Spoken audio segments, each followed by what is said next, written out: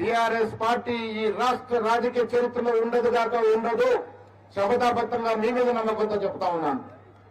వచ్చేది కాంగ్రెసే, మీతో ఉండేది కాంగ్రెసే, మీ కష్ట సుఖాలు పాలు పంచుకునేది కాంగ్రెసే.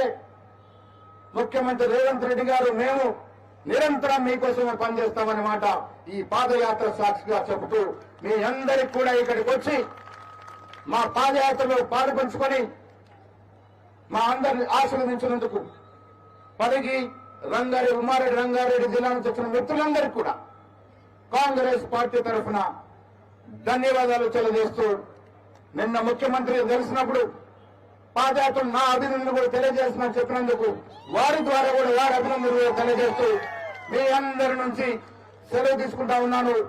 రామ్మోహన్ రెడ్డి గారు పాదయాత్ర మొదలు ఎక్కడ పెట్టాలన్నప్పుడు తక్కువ యాదకొచ్చింది రామ్మోహన్ రెడ్డి గారు.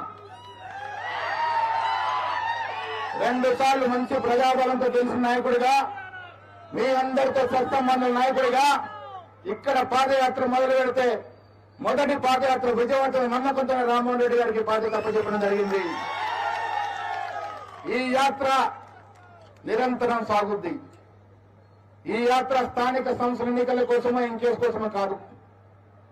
వచ్చే 3 ఏళ్లు ఏదో ఒక రకంలో కాంగ్రెస్ పార్టీ సొంతమైన పాదయాత్రలు ఈ రాష్ట్రంలో జరుగుతాయని మాట ఈ సందర్భంగా మనవి చేస్తూ మీ నుంచి సెలవు తీసుకుంటా ఉన్నాం.